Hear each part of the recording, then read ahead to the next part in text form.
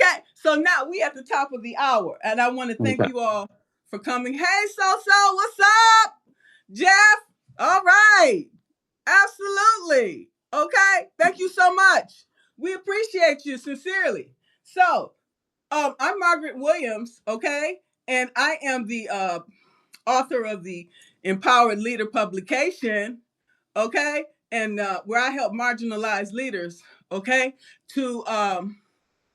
to stop surviving power systems and start leading with freedom, influence, and authority. And that's why Nice. we here today. Okay. And who better to talk to us about the cause Good job. and impact of complex PTSD, but the master himself here, Dr. Bronce Rice.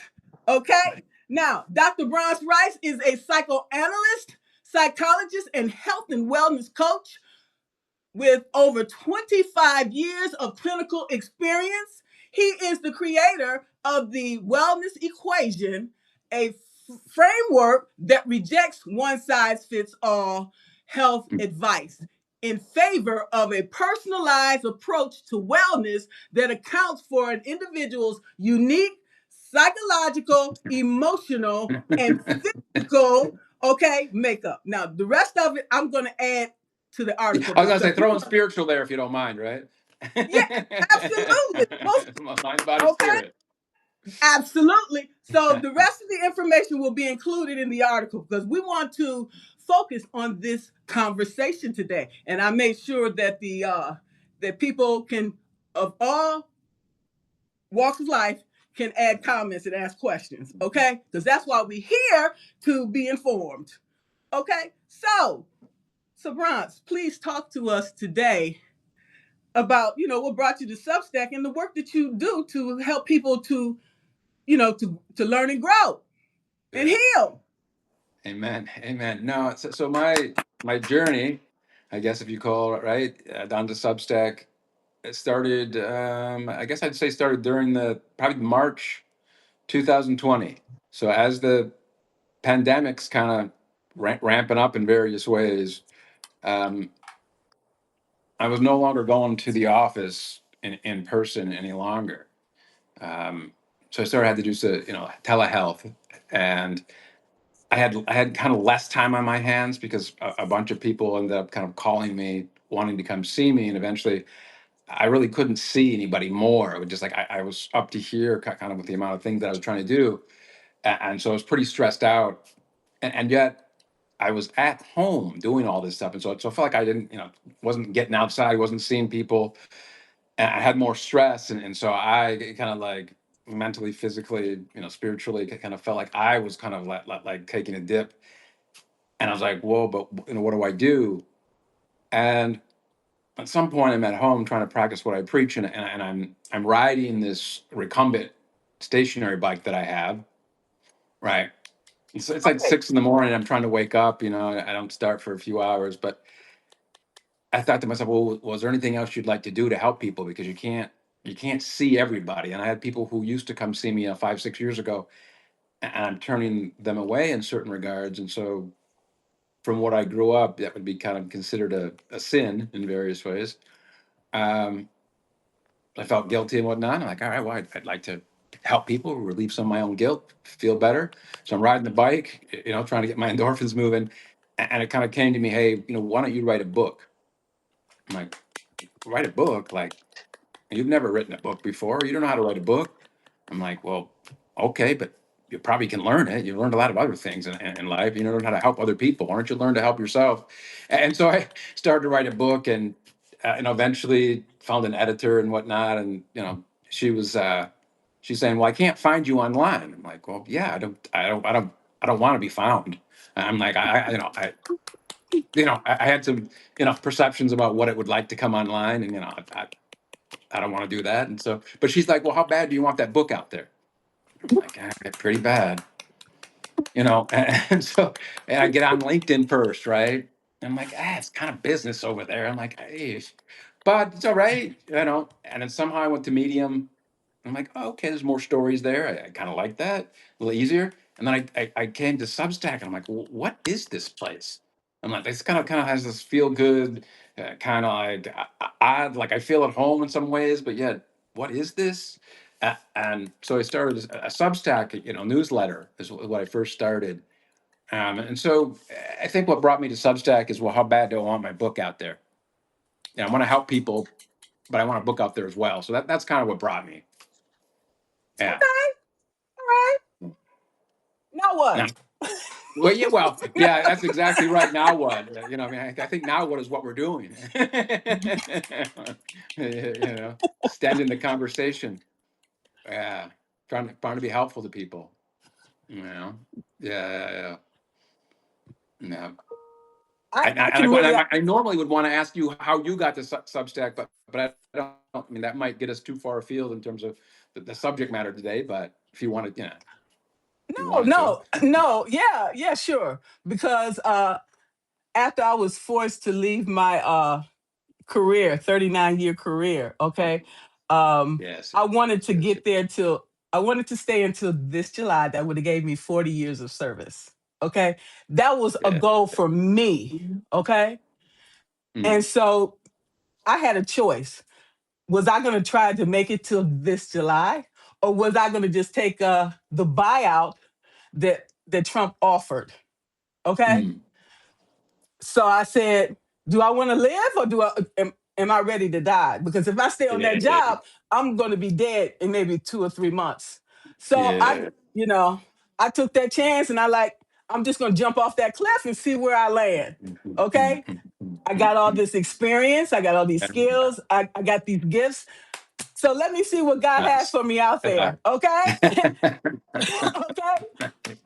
I took a leap Nice. of faith like you Nice. did. Okay. Yes, When, yes. yeah, right. Yep. So it's like okay, there's a multitude of coaches out there in all different disciplines, okay? And I was so scared because I'm like, uh, what's going to set me apart from these people here, and they have way more experience than I do. And that's what kept me from, you know, Yeah. Yeah. venturing out. But then I was like, okay, if I want to be a coach, I got to get my name out there and I got to Yeah. show people what I can do. Otherwise, I just sit here and twiddle my thumbs in retirement. I didn't want my Mhm. brain to go to waste. Yeah. Okay? Yeah. Because if you don't Yeah. use your brain when you just retired or just doing nothing, it's gonna turn to mush. Yes. Okay? Yes. So Yes. how Yes. can how can I keep my brain alive and bring that passion and that drive that I still have? Okay? So Yeah. I Yeah. figured it was writing. Okay? It was writing until it turned to speaking to people. When you Mm. speak to people, you're using words, but you're using so much more than that, Mhm. Yeah. right? Yeah. Yeah. Yeah. Yeah. Yeah. Yeah. Well, yeah. You get to connect with them in a different kind of way. Yeah. And that was what I made me successful during my career. Okay. Mm. So when you step from one field to the next, you like, Yeah. okay, I got these skills, and these skills. How can I transfer them to get the maximum uh, output? Okay. Mhm. Mhm. And it's Mhm. through speaking Mhm. to people. I couldn't Yeah. speak to people the way I wanted to at work because then people feel threatened and intimidated. But I could talk to people on an individual basis and build Mm. that way. Yeah. So Yeah. you don't let nobody stop you from achieving your goal. You figure a workaround. Okay. Yeah. Yeah. Yeah. Yeah. Yeah. Yeah. Yeah. Okay. I'm sorry. I probably got Yeah, off I path. like it. No, no, I was the one who said, "Hey, normally I would ask you this, like if this was, if we were doing other, but I'm like, all right, let's." Okay, it's all good. See, we have dialogue, not monologue. Yes, Okay. yes, yes, yes, yes. So if Nice. it's just monologue, then Right, right, right, I right, can right. go Yeah, talk no, to the good dog. point. Yeah, You yeah, know, I can go talk to the dogs. I can turn yeah. on TV. I I can try. listen to, I to can some go. music. Yeah, I can go. That's right. I can go back on a hike and go talk to myself. Right. Yeah, Yeah, yeah, you can do that too. yeah. Absolutely, I've absolutely. already done that, so I like this better right now. I'm Okay, trying to find some balance. absolutely. Trying to find some balance. Absolutely. We have to find that balance, okay? we know that that's for our wellness. If we don't have that balance, then that's going to impact our mental, physical, spiritual, financial well-being, Yeah, yeah, yeah. right? Yes. So we get back to the wellness. Okay. Yeah, yeah, yeah. So talk to us a little bit more about, the cause. We have to talk about the cause of complex PTSD really before we uncover the impacts. Does that sound good? Yeah, yeah, yeah. I mean, I guess kind of the cause, kind of what you say, kind of, when we're talking about kind of mind, body, spirit, right? That if you put those things together, right, you kind of have an aspect to some degree of wholeness, is the idea, right? And Yes. so, uh, you know, so when I think of PTSD, right, I think kind of more of like a little too concrete at points, but kind of a single traumatic event, right? And so I might have nightmares, flashbacks. I may not be able to go by the scene of whatever happened. I might not be able to go back to that. If there's a say there was a crime scene, right? Like I wouldn't. I'd have a hard time going back to see it. But with complex PTSD, I think of it more in terms of like someone who's been through multiple traumatic events, often across time, right? And so what you have there is it can kind of it's almost like the trauma. In my way of thinking about it, the trauma has almost kind of seeped in to the body in some ways, and if it goes on long enough, it can almost be kind of you meld it into someone's personality a little bit, and more kind of like complex, more difficult situations, right? So you're kind of you have like emotion regulation struggles in relationship at points. You might your belief that the trauma in some ways informs your belief systems in some kind of way, right? Where I think like depending on again, it's a little too simplistic, a little too concrete, but with PTSD, I don't think it goes. If I make a distinction in my mind, it doesn't go quite that far into informing beliefs. Like with shame and guilt, right? You'll often get more shame and guilt, worthlessness, feelings sometimes, with complex PTSD than you will with PTSD, right? So I think the cause, right? I mean, I think it's, I think about it in terms of health and wellness, in terms of I'm trying to help individuals kind of understand what helps them move towards health and wellness, and what helps them move in ways that are not helpful to health and wellness.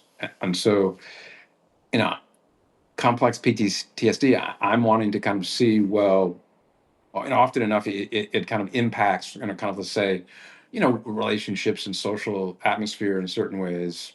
And so I want to see, well, to what degree can some of those aspects of one's life, uh, it's always an interesting thing. I want to say return, right, to wholeness. But, and so one idea is I'm trying to help people kind of remember to some degree aspects of who they were before the trauma, right? And how much of that can you get back in touch with and live out? Uncertain, right? Um, and so I think the cause is just kind of alleviating suffering. I think it's in line with other things that I try to do. The treatment can be very specialized and very different in a lot of ways, but the goal, I think, is still kind of to see how much alleviation of suffering, how much to get back in touch with the mind, body, spirit in ways that the experience of those things feel better to the extent possible. I guess is kind of a little bit of how I think about those things. Right. Okay. So, as far as the medical profession is concerned. I think I was talking to So about that. Yeah, yeah, Is yeah. it even diagnosed? Well, that's an interesting thing, right? If you're using what they call the ICD-9, no, I'm sorry, ICD-11. No, it's ICD-11. Sorry, the World Health Organization. Um, they have something they use to screen for PTSD and CPSTD, complex PTSD. They distinguish, right? So they have some kind of a protocol of something that where it's diagnosed, right? But if you use, so this is right here we go. And so if you're in the United States, where I'm at, right, where you're at, they don't make it. They don't really kind of have a diagnosis that distinguishes one from the other, because the what is it, the DSM-5 uh, has something they use for diagnostic purposes, but it just diagnosed PTSD. You can put some caveats at the end of it that kind of indicates maybe complex, but it's not diagnosed here, which is kind of interesting. That say the World Health Organization, has a tool that will kind of make a distinction between the two, and diagnose it. In the United States, for the DSM, doesn't in some ways. So it's interesting. I don't know I don't know kind of like the history of that. And here's something I didn't, and now that I mention, I should mention this too, that um, I'm not somebody who specializes in trauma, right? PTSD. I don't specialize in that. I will see some people, who have some trauma in certain ways. But if I was to diagnose somebody with complex PTSD, I've worked with individuals before. Like I've worked in some treatment centers. Like I was at a community mental health center in Flint, Michigan. I was in the Detroit Psychiatric Institute. That's an inpatient facility with children and adults. I did work in New Haven at a trauma center for outpatients. So I've had some experience. I've had some training, right? But it's not where I've focused my specialty at this point. So if somebody came in with PTSD, it's like, okay, and I probably have enough skills to help that person in various ways. But if someone came in and I'm kind of just going through their history and whatnot, and it looks like they've got complex PTSD, I might run them through, that ICD 911 protocol to distinguish a little bit. And I'd probably then think about referring them out to someone who really kind of has continued to specialize in it. Right. So I just want to kind of like, because this is what I think we're doing, right? We're kind of hitting some of the tip of the iceberg with trauma. There's so much to go into. It's like, we can't go through it, obviously, all today. So I just want to clarify that I've had some training with trauma, and I've worked in a few different facilities that specialize in that, but it's not what I've done. Like in my private practice now, I'm not in a community where they have wraparound services, and with kind of complex PTSD, I like individuals to kind of have some wraparound services where on site, they might have a psychiatrist, if they need medication and whatnot. So I'm trauma informed, I guess, at this point. And I've been trained, but it's been a few years. Let's put it that way. So anyway, I just want to put that out there. Yeah. Well, there's a lot of comments here, and I want to look and see what they are. So, Yeah. So okay. so it's also Well, no decent amount. I could see that when she threw up something about the DSM-5. I'm like, okay, she knows. Uh, and I can't quite let's see. Yeah. let's see.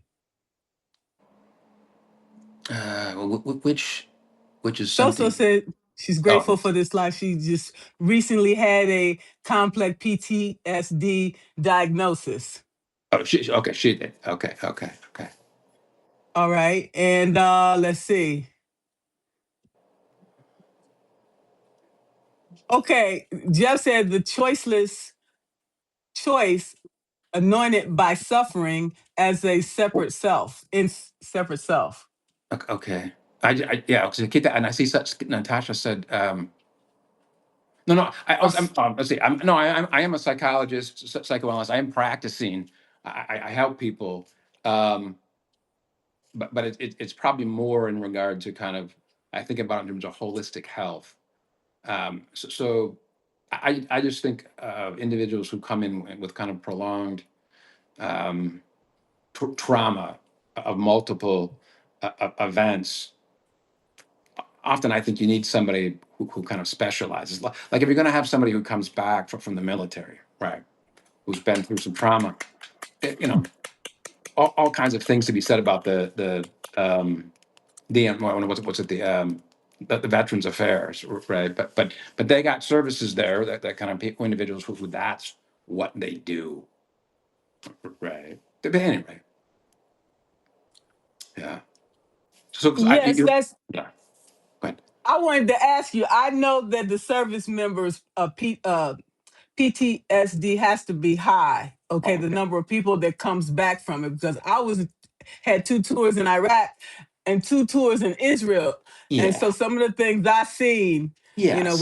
which I'll never talk about, but Well, anyway, it well, affects you. It affects you mentally, yes. emotionally, physically. Right. I was just a civilian. I wasn't even in the Yeah. actual military, and it still affected me. So how can it not? And that don't even include all the things that we deal with on a daily basis when we look at the news and the things and other traumas that we have that lay unresolved that we have not even dealt with Well, yet. yeah, and so there you have something, right? It's in some ways you've been through, right? If you think about individuals who've been through war at various points, it's like you've been through certain things. Not everybody, but some of them. You know, what I mean, it's like just kind of like really hard things to process, just psychologically, let alone whatever it does physiologically, right? Like you have somebody who you know I don't know, like what happens on the 4th of July for individuals who've been in war combat. It's like, well, I think I'd rather go somewhere, if I could find it, but where they wouldn't have a celebration in certain sorts, because I wouldn't want my body to get overstimulated in various ways, or to have flashbacks or whatnot. Um, And the impact on your nervous system. yeah, I mean that's I think that's what I would hit upon one of the central things with trauma, right? Is the effects it has on our body. And so I can help somebody kind of work with their mind, and I kind of specialize in the mind and conflict, right? But what about the body, right? I mean, you know, when I was in when I worked in Detroit, the psychiatric hospital, right?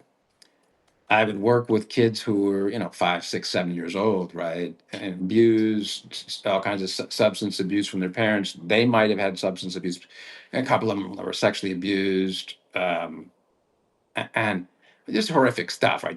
They were not wards of the state, right? So I'd meet with them 3 times a week for a couple of years is what I did. And I had certain kids who were just so, their body was just so amped up, and their fingers were moving, and just I had kids who would kind of wet themselves. And so and I'm trying to get there to do therapy, right? And the first thing eventually it dawns on me eventually, I'm like, okay, well, I gotta see if this kid knows where my office is, knows how to get back to the where they live on the ward, right? I got to show them kind of where the bathroom is, and so I got to gear into, like, let me get their physiology down if I can. I'd get in the room, close the door, like, kids were throwing blocks at my head, and just and so just the ability to kind of think about, well, how do I help a child who's been through just horrific stuff, doesn't understand. I'm like, well, the first thing I got to do is I got to provide some safety. I got to slow their physiology down, and over time, it's like, well, how do I get this kid to help me understand what might be safe for them? Because I couldn't really. I can ask an adult, right? I can ask an adult in terms of, hey, tell me some of the things where when you feel safe. If you do, tell me what that consists of, right? So Yeah, so what does it look like? yeah. So I can, with an adult too, if someone's, we're talking about some difficult things, I can kind of help them do some breathing exercises, right? Um, so there's ways that I can kind of help somebody kind of figure out, well, over time, how to help them, their physiology. They might do, some breathing exercises again. You might yoga. I don't. Walking out in nature is a really good one. Um, but then too, it's like, well, how much are they able, willing to kind of talk about, what's happened to them? And I think unpacking that just takes a a lot of time at points. So I also like to see somebody. I generally like to see someone 3, 4, 5 times, but say with someone who has more with trauma, it's like I'm okay extending because I want to see if it's a good fit, right? I want to see, hey, do I think I'm going to be helpful to them to some degree? You know what I mean? But I also want to, ask them, hey, do they think that it might be helpful to some degree, and enough to kind of say, hey, do you feel comfortable at least proceeding? And so if both of us agree, well, like, okay. But with certain individual trauma, it's like, look, it takes more time to develop that trust. And so I'm like, hey, let's give it 2 to 3 months if you're willing, and see. And if in that time it's not, I can help you find somebody else.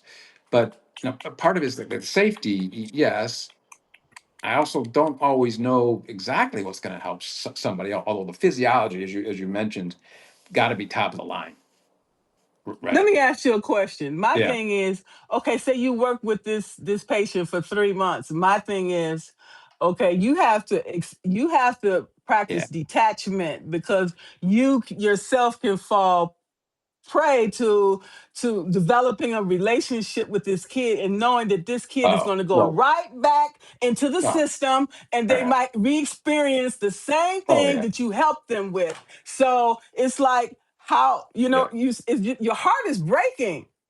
yeah. No, no, no question. Yeah, yeah. I don't right now, right. I don't work with children for that very reason. It's just I felt guilty for a long time. I mean, it's like it took me a long time to know what play therapy is, like how to like do play therapy with children, and try to help them understand what they're doing and help me understand what they're doing. It took me a long time to do it, but when I'm working with you know 5, 6, 7 young kids who've been traumatized, PTSD, CPSD at that kind of age, horrible stuff, and I just like it was like I ended up kind of with elements of vicarious trauma. So, it's what they call it. And so, yeah, it's intense. What I mean. So now it's like, okay, so I'm willing to consider 1 or 2 people at a time. With trauma, and with CPTSD, it's like, okay, I just rather have somebody who really specializes in that. Um, yeah, Yeah, because that's really, really heavy. And at the yeah. end of the day, you have to figure out how to remove all of these things from you so it don't affect your mental and physical and emotional Yeah, well-being. no question. So mentioned, it's the parents that need the therapy, and I'm like, absolutely, and that's what happened. For me, I ended up eventually needing to talk with some of the parents, when they were going to Of be, course. you know, Of course. and so that's kind of what I ended up in my mind. Is like, man, this kid didn't deserve this. Kid's like 4 or 5 years old, and yes, the kid needs help, and no question. But I'm like, oh, okay, but the parents are part of the system going on here, and so after I don't know, after I don't know what it was, 5, 6, 7 years or something, I ended up kind of starting to work a little bit more with certain parents. When the kids' treatment was done, and if they got reunified with their parents, some of the parents kind of liked me a little bit and decided they wanted, some treatment. I'm like, all right, so if I'm not working with a kid anymore, I started working with some parents, and it just and I kind of realized, hey, parents need this. It needs to kind of start something, Yes. and so I just felt kind of less. traumatized in certain ways, so to speak, with certain adults. Um, and it broke my heart last. I'm not saying that I didn't irritate me, get angry, all this kind of stuff, but with kids, man, that's a whole different ballgame. Uh, Let me so ask you a question yeah, before I forget. yeah. When do you get the state involved? When you realize we know that the kid that the parents is responsible for that, the state should be involved and know that this kid is being abused. So doesn't somebody like yourself, I'm just using Yeah, you as an example, yeah, so, have a yeah. Oh yeah, responsibility yeah, to alert the authorities like this kid has been abused? They yeah, brought the kid here, yeah, and yeah. and then I'm a mandated reporter, yeah, and so I would call up Child Protective Services, yes, that and was I'm it. required Yes. within I think it's like 48 hours or something like that, but I kind of like put it on myself in terms of how 24 hours, but like I might try to like if it's a gray area, I might give myself a touch time, but I might want some consultation. I may want to call up DCF, that's what it's called here, and kind of talk through some things. Um, but it's even kind of like if there's suspicion of it, right? And and so that's another thing, right? In terms of I don't have to prove that is going on. I have to have some suspicion, and then I can call DCF, and then they have people who specialize in it, and they kind of have to go out and make more of a determination. But you also have to protect yourself, because if it come back, What? most times these people are narcissists, and if you're saying that, then they feel threatened that there may be an upstanding member in the community. So you have to protect yourself legally in every way, so they Yeah. don't come back with a smear campaign and Right. say Right. Right. you're Yeah. lying. There's nothing wrong with the kid. I'm just Yeah. saying. Yeah. No. No. That is true. Yeah. Yeah. Yeah. And I used to work in a couple different school systems as well, and so that was something else too, where at least with kids, right? And it was nice to kind of again have some wraparound services or a system in place that's kind of supposed to help them in various ways. You know what I mean? So kind of like when I'm in private practice solo, it's like okay, I don't always love that being all on me, and in certain ways, it's harder, right? And so I'll see one or two individuals with some trauma, but I don't like I used to have full caseload, and I just yeah, it was just too much, and I was younger too, I didn't know as much, so I'm trying to learn, read all the time, and just and it's all I did for a long time was just steep myself, in kind of trauma with children, you Well, let me know. ask you this. Let me Yeah. ask you this. Sometimes, if you think something is kind of a gray areas, I would assume that you would have like a third party or somebody else, a colleague you can go to and say, "Can you take a look at this for me and see if I'm Well, seeing this right?" Because sometimes yeah, we have blind spots and yeah. things, and so that way you Well, have yeah. something to back you up. You Yeah, know, well, yeah. I there's so I live in New Haven, Connecticut, and so the Yale Child Study Center's here, right? And so um, I know several psychologists, psychoanalysts, kind of on staff at the Yale Child Study Center. So that's who I would end up going to get supervision, right. from somebody who that is, they do specialize in with children, right? So yes, I think that's it, and I think that's kind of an important thing, to mention. I think if there's any, I don't know, young therapist out there, I don't know who would be working with trauma and whatnot. It's like getting supervision around help with thinking about what you do clinically, and the systems that you want to get people involved in and whatnot. Very, very helpful. Yeah, yeah. Yeah, Let's see. Philippa said, once childhood trauma affects one's attachment style, yeah. Oh, it there you can go. set them up Yes, for a multitude of narcissistic relationships later in life. absolutely, Absolutely. absolutely. Yeah, no question. Yeah, you can get, the classic kind of, you get into a trauma situation, right? You're worried about your safety, and you get the classic fight or flight response, right? Well, there's been other, F's. Is that right? Yeah, another like another F is like fawning, right? Yes. And so you can have somebody in a system where they grew up, right, where um, say their abuser is narcissistic, right? Um, Very common, right? And so the child doesn't want their parent to hurt them anymore or whatever, and so the child will stop, freeze, and they will often kind of fawn a little bit, and it's because part of it is kind of trying to figure out. Yeah, fight. Yes, exactly. Freezing, fawning. There's another F there. We'll just call it fornicate. All right. There's another possibility. Right. There's like 5 or 6 Fs in there in terms of what we do to try to be safe. Right. So or aspects of it. Right. Yeah. Dissociating. Exactly. Freezing. Dissociation. It.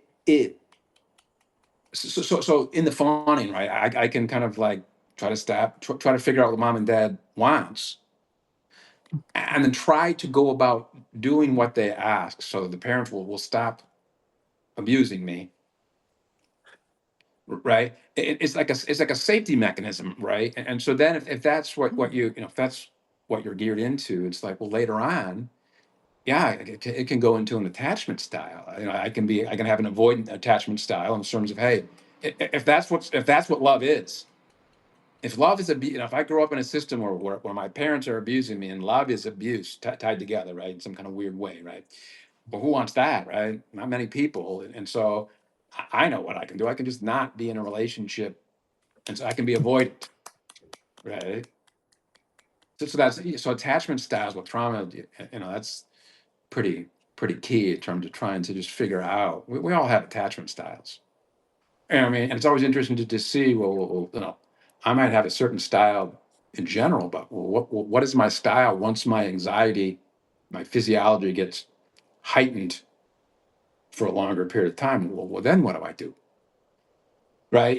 A lot of people, I was like, for me, it's like, man, I just want to kind of like back away. I want to be around people, go out in the woods. I want to slow down, try to process some things.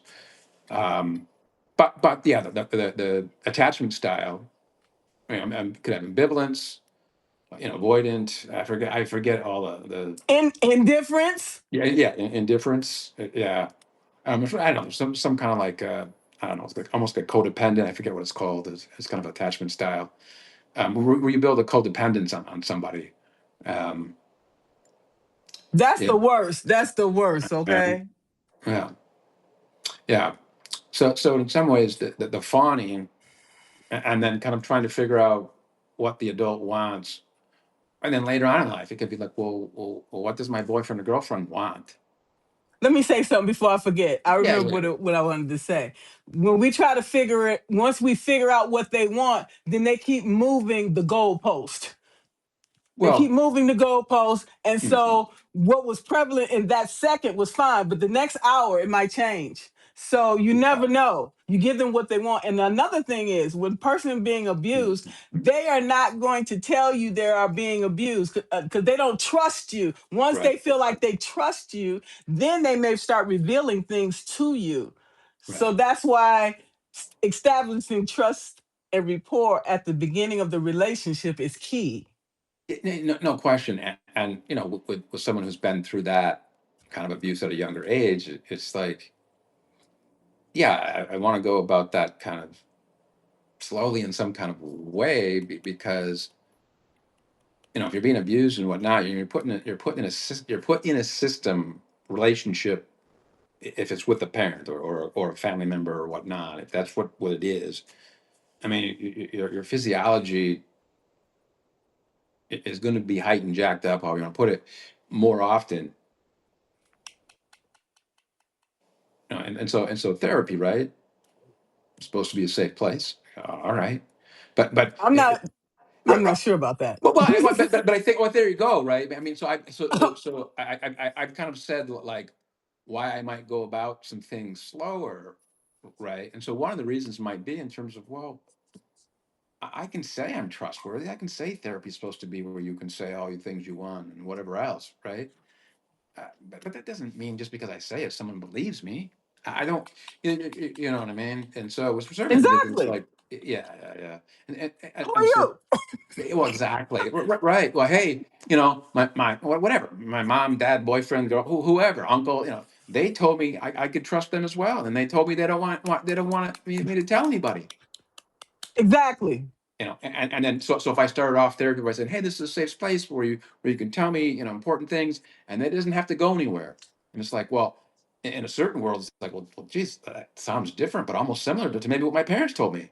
And it's like, oh, okay, that's not. And so now we got to unpack. Well, so it's and that's why I kind of say too. It's like, well, I also, I'm trauma informed, but it's like that whole specialty in terms of what somebody needs with the intensity of the trauma. It's like, you know, that's a harder thing. I can understand how to help someone lower their physiology. I can help somebody understand their attachment style. I can help somebody understand, well, what do they do at work? Well, what do they do in regard to relationships? What are they, are they using substances? Are they soothing themselves? All kinds of things that I can do. Um, but yeah, to really be honed in on what are various different treatments and how they fit together, it just takes a lot of time, right? And I want, and for me, it's like, yeah, I'd rather be kind of in a facility where they have some wraparound services, where kind of support is built into the system. Or if someone comes to see me, it's like, well, okay, well, I can refer them to a psychiatrist. You know, um, my father was a therapist in a school, in middle school, and he learned how to do EMDR, or type of therapy, for trauma. I didn't learn that. I learned other things, you know, but so I do know some therapists who I can say, okay, well, I may need to send this individual, to do some EMR, training, not training, but therapy to help kind of, at least my limited understanding is that kind of connects the mind and body hemispheres of the brain in a certain kind of way, so it helps kind of process the trauma a little more, right? So I will certain, but if I don't feel like if it's a complex case where it's been prolonged, it's more of a single thing. So say somebody's come to see me for with being in a car accident. I'm like, oh, okay, that you know I've been through a few difficult car accidents myself in my life, right? And so I've got a little bit of trauma from that. I'm like, okay, I kind of remember what I needed to do at various points. I can help them to some degree, but I might refer somebody out for like 4 to 6 sessions to somebody who specializes in EMDR, just to see, hey, do they need something that I don't know how to do? I can understand it, logically, but I've not went and got trained in it. Right? Let me, yeah, Yeah. let me give you an example. Maybe about, I don't know, maybe 20 years ago, Mm. I had a dog. I had somebody living with me. Okay. And the dog got out and he Mm. got killed. Okay. He got killed on the highway. And Oof. that still Yeah. bothers me to today. Well, yeah. As a doctor, are you only in a private practice? Yeah. So right now I'm only in a private practice. Yeah, I'm not in a facility. Yeah, solo. And so a lot of Yeah. different So things that we go, I'm sorry, no, a go ahead. lot of things, So, a lot of things that we go through in our life, we still have trauma. We still carrying around well, that trauma. no question, because then it's like, part of the therapy, right? It is trying to help somebody understand. Well, did the trauma, did it begin to inform your belief system? Did it begin to Ye- inform your emotions? And so that's kind of, yes. well, and that's kind of a hard thing to understand to whatever degree, and then unpack that in terms of what, well, well, what do you do then to help the individual understand that? And then, well, could you, develop new belief systems? Maybe it's always a little uncertain, and that idea in terms of the dog on the highway, right? The thing is, Right. I feel guilty about it because and shame, maybe because I took trust in this person to Yeah, yeah. leave when I leave the house that everything is going to Well, be the same when well, I come back. Okay. right. But it wasn't. So I feel that I was betrayed. And because Yes. if I hadn't have let Well, that person do yeah, this, my dog would have still been alive. So I had to. yeah, yeah. Yeah. Well, and so to take that situation, right? If that was if that was a one time event, right?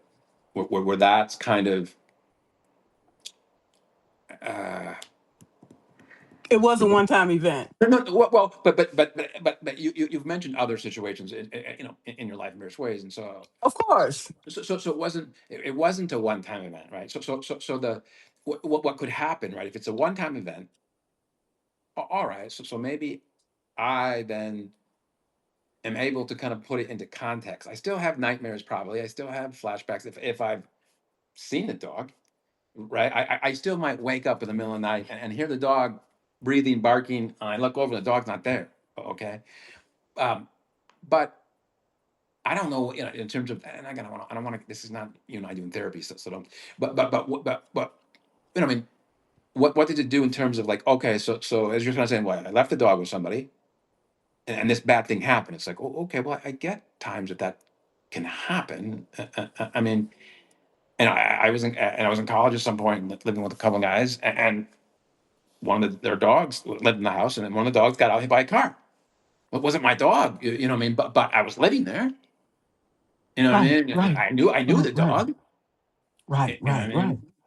Um, I was so, just so using that as an no, no, example. no, That's exactly. all. Well, and I can come back to the example. So I was in like two really bad car accidents, within about 6 months when I Mm. was like 16, right? And so to this day, I don't love getting into a car with people I don't know when I'm not driving. I just don't. Hmm. I'll do it, Hmm. Hmm. but Hmm. you know, I mean, that was, I don't, God knows how many times years ago, but I almost can't, I almost don't want to think about, well, geez, was that 2 months? Was it 6 months? Like, I almost don't want to, in my mind, I don't want to think about how many months in between one or the other, because then I start thinking about the color of the car, hospital I went to, just, and it's almost like, I don't want to think about that. But yet, it's still, in some ways, right, it's in the body somehow. And when I go to get into that car, and I was driving both of those cars, I'll be honest with you, I was driving both of those cars, and so I still have, I still want in some feeling of control, whatever you want to call it. I still want to drive that car. Now, I don't always, and if I do some, if I do a little bit of yoga, if I do a little bit of meditation, some breathing, 15 to 20 minutes before I get into that car with someone that I don't know, it helps. And I kind of tell myself that, this is all right. You're going to be fine. And if you're not, I mean, the dog situation, it's like, well, yeah, I could have another two dogs, right? And never leave the house, never let anyone watch them again. I get it. It's just, but eventually it's just like, all right, and there's a world in which I could just decide, well, I'm not ever going to. I live in I live in a city where I don't have to drive a car, and a lot of times I don't. I walk around. I get my groceries from a place I can walk to. I can walk to work. I've situated it in my life where I do not have to get a car in the car if I don't want to. I still own a car. I still go. But man, there's certain days when I'm like, I can feel it in my body. I don't want to do this. And so going, I did eventually, go talk to people about this when I was a little older, but um, yeah, it's like unpacking that stuff. It's, I mean, it's, Awareness, yeah, part of it. well, and it's this interesting thing. It's like I know it has been helpful to me, to go and talk to somebody and find somebody, and I've been to 5 or 6 therapists. It's not like, and I mean, I can now go to see someone quickly, be able to tell whether whether I think they're worth their salt or not, in some regard in terms of what I come in with, and a fit. And I'm not saying they're not good therapists in other ways, but as far as what I want and what not, you know. Um, but it's hard. But it's still hard to unpack something with someone that I do not know. It's just like, it's like, we all have family rules and customs and all kinds of things, right? But you know, I don't think it's all that rare. But my family, like, well, you didn't talk about certain things. You didn't do it. Oh, okay. You No, know what I mean, because talk about safety. It's just like, hey, listen, if you know, you just didn't do that because if you did, it didn't feel safe, right? it wouldn't be. Well, and Not in my. and that'd be another thing, right? And so to kind of have to kind of play with that a little bit to see, and if it was safe over time, okay, well, what did that do to my belief systems? But that was like way down the road. I didn't even know what did it do to my belief system. I don't know. I read about it in the book eventually. I do work with people, so I could understand it. But yeah, but there were certain things that I'm like, oh, I actually need somebody who kind of has been through their own stuff, who can kind of hear what I'm saying, but maybe have a different perspective. I went back to therapy probably 2 years ago to this guy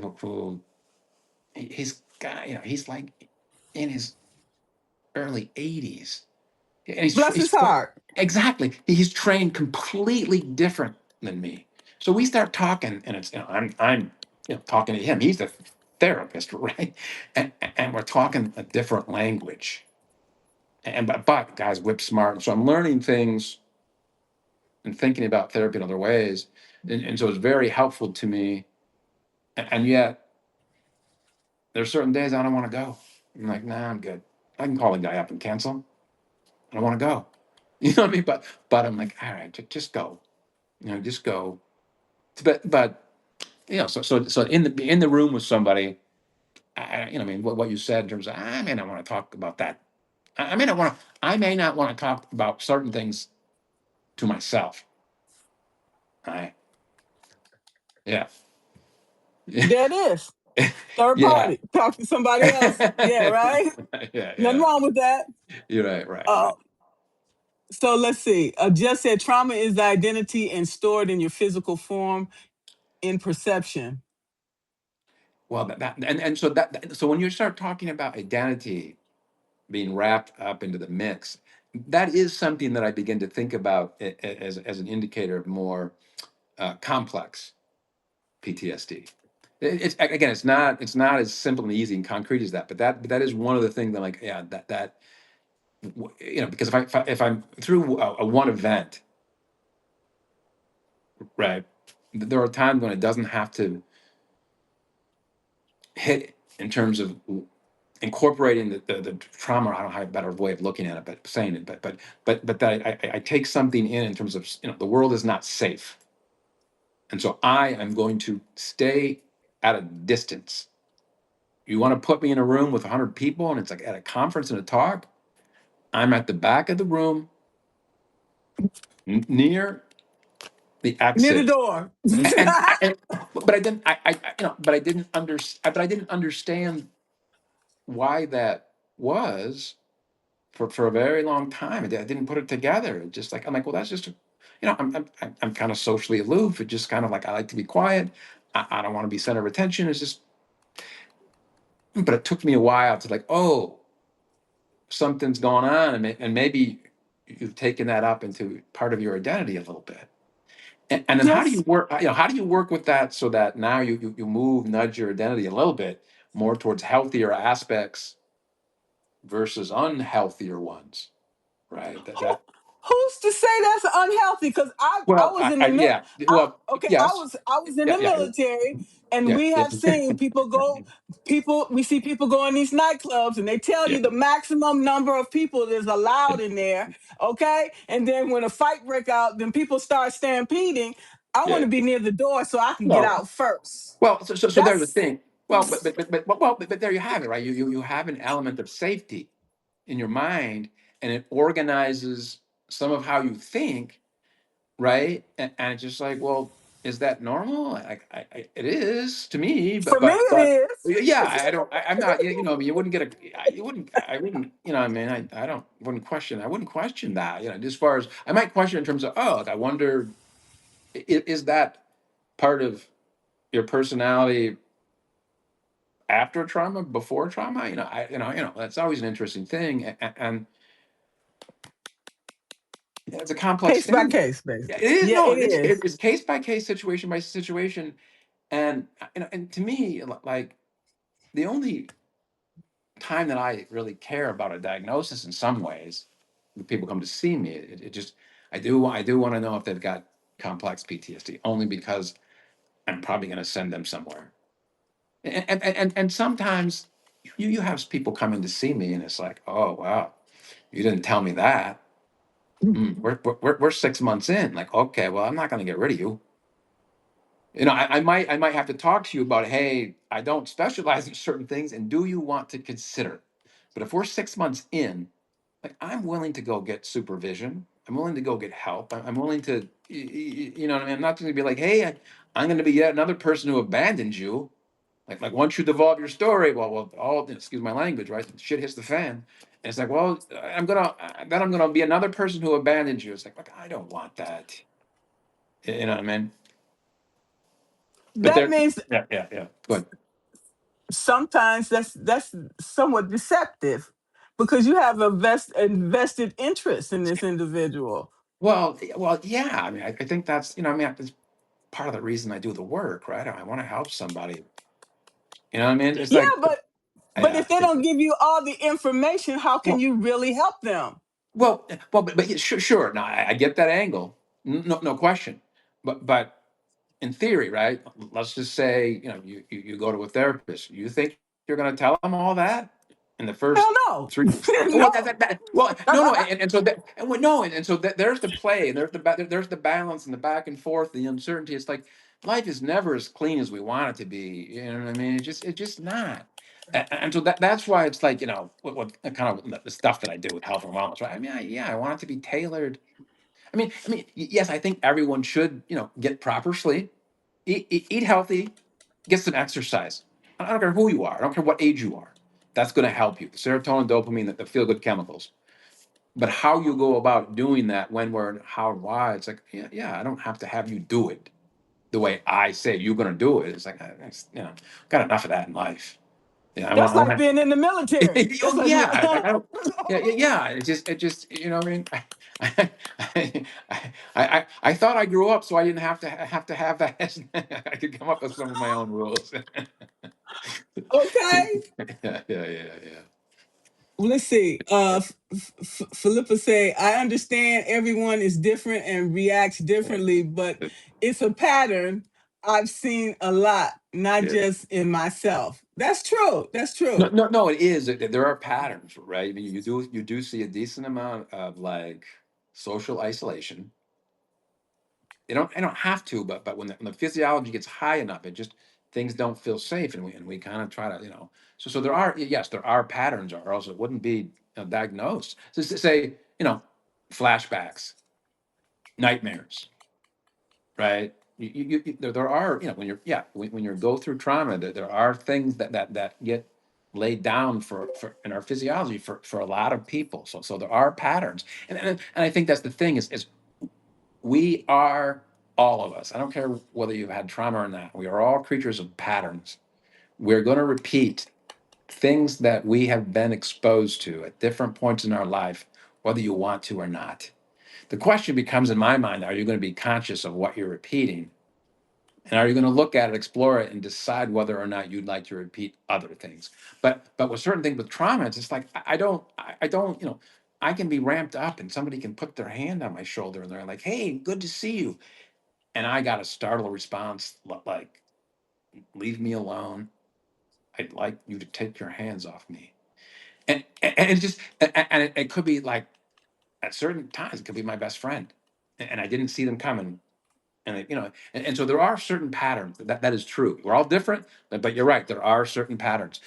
It's like take somebody and put them on 3 hours of sleep for 4 or 5 days in a row. Certain things there will be patterns that will start to happen to most of us. It'll just tick you off, something out Yeah, of you're the right. blue, just tick you off. Cognitively, physiologically, yeah, you won't be able to think as well. Fuzzy, just your reality is like, okay, is that real or not? Certain things will begin to kind of become off kilter with the lack of sleep after a certain amount of days. And so you're right. There are patterns with trauma that happen. But we are all different too at some degree, though. I'm not, what I mean? But like put somebody in trauma situation, and certain people will kind of latch on to somebody, and the pattern might be, well, geez, they start getting into relationships with someone who are like the abuser, who might be narcissistic. And why do they do that versus someone who decides, you know what, I'm going to gain 30 or 40 pounds. No one's going to be interested in me, and so I don't have to worry about intimacy for the rest of my life. But like, what differentiates one person? The pattern is there might be kind of some, I don't know what I don't know what certain elements of relationships begin to work differently in relation to trauma.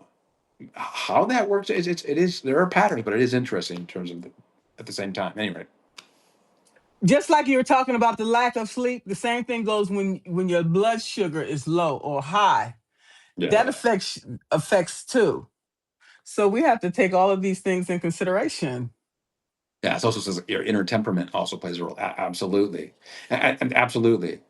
And then I'm because I'm curious there. So in terms of if someone kind of has a temperament in various ways, I kind of want to know what it is. But then I want to know, look, did that shift or change to whatever degree post trauma? Uh, Okay. Zara said we have a in organization that helps military families and their soldiers heal through a nuanced way. nice. That's wonderful because I think the biggest sufferers of complex PTSD are military service members. That's my opinion. But you know what? I thought about it. Like during COVID, Yeah, I would say the medical profession, professions yeah, suffered greatly from complex PTSD, and because a lot of them died mm, saving people. yeah. It's also said something about it's difficult to kind of go back to the roots and get underneath the layers. No, absolutely it is. Particularly, the younger you are, that the trauma happened. There are times it's harder to understand what has happened, right? But before certain, but A lot of people don't even recognize they've been abused because it became the norm. Okay, yeah. Wow. sad to say. No. Yeah. I've had people in my office where I'm like, what you're talking about a little bit, with your parents, sounds a little rough. Sounds like there are some things that by certain definitions, you would be abuse, and that if it was happening today and you're little, I'd probably have to call somebody. So, so to help them understand that hey, you know, yes, there was some punishment doled out, and you think it was normal because that's what you grew up with, but if your dad's putting his hands on you, closed fist, all right, you know what I mean? That's not everyday punishment. That's not, Normal. It's not normal.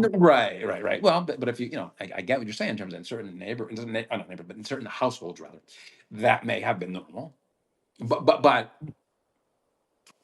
right. Yeah, So that's why these conversations are so important, okay? To help us all understand what we've gone through and explain that you're not the only one of experiencing these things in your life and that there's help and there's others out there have suffered and coming together we can help each other heal, okay? By telling our story. It starts with that, I yeah. think. It's so Oh healing. no, amen. I I mean, it's. you know, when you asked me, would I be willing to come on the live? And I thought to myself, yeah, I'm happy to come on a live with you. You know what I mean? I love that last live that you, me, and Sue Reed did. Three of us. I was like, man, that was a great live. And so I'm like, well, that was my live. It's like, so I'm willing to come onto your live. It's like reciprocity. And I mean, amen. And then you're like, oh, I'd like to talk about CPTSD. I'm like, ah, you've got to be kidding me. I'm like, you want me to talk about CPTSD? And I'm like, all right. I'm like, yeah, it's needed. I get it. I've had enough training. I've worked in enough facilities. I'm like, okay, I'll be able to do that.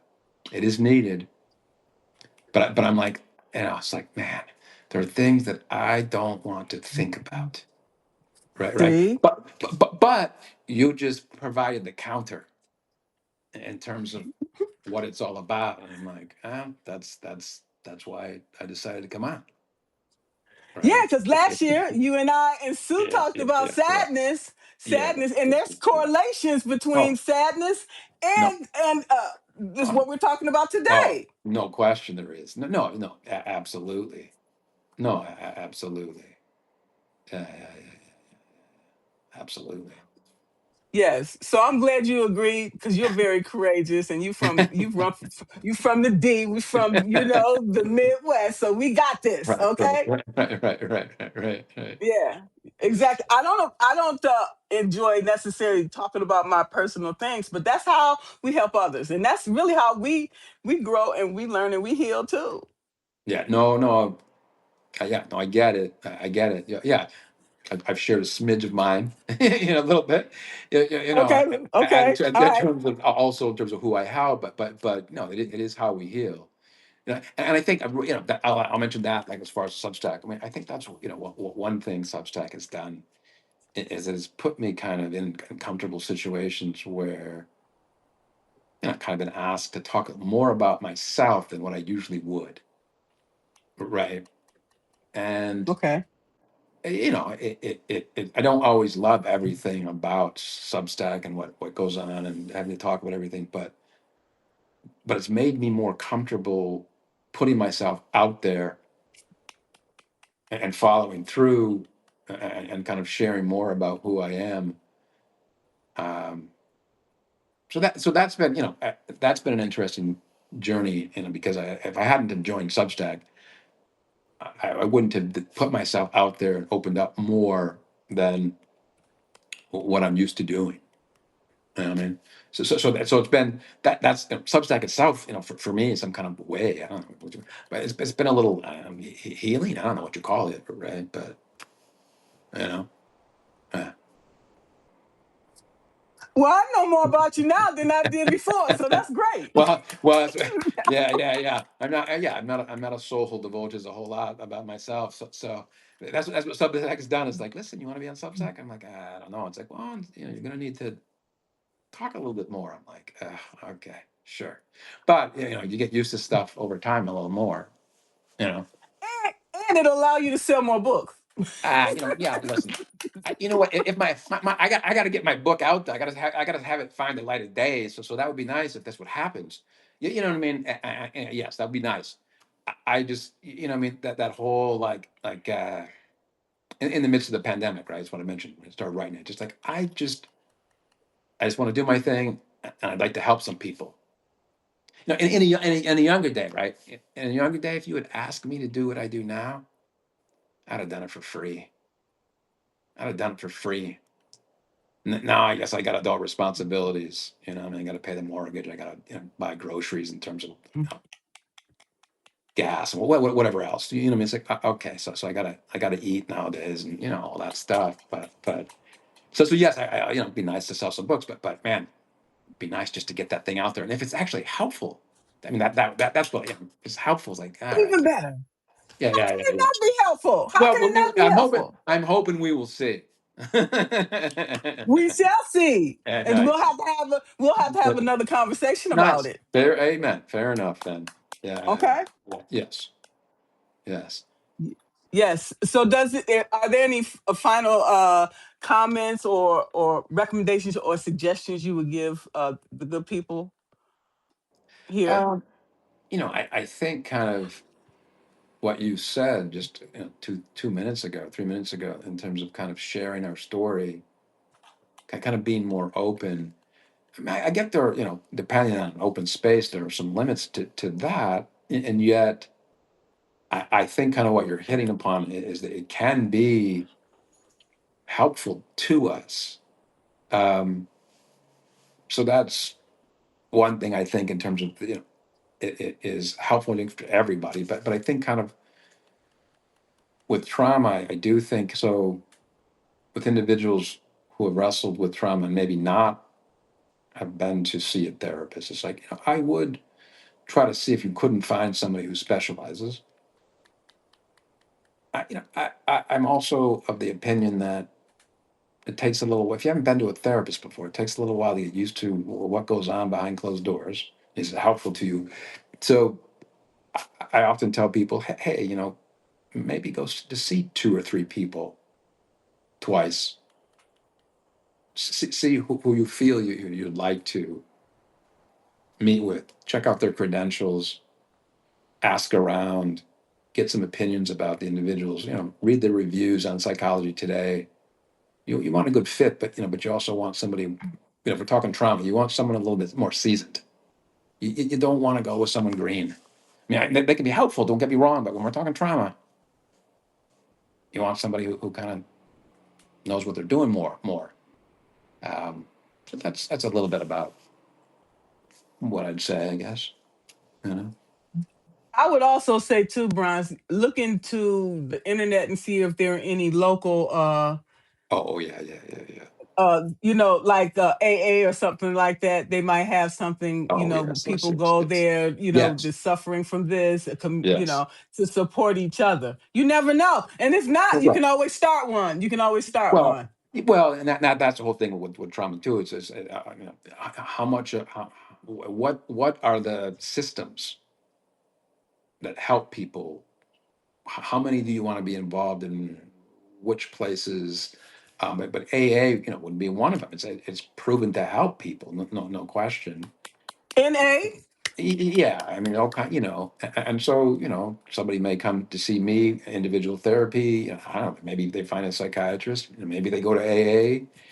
I mean, maybe they have like some kind of a group support around trauma, right? I mean, you can find those online at points if need be. So if I didn't want to go see someone live in person, which I think is more helpful, I mean, but if I just didn't want to do it, there'd be ways that I could probably get some help online. And yeah.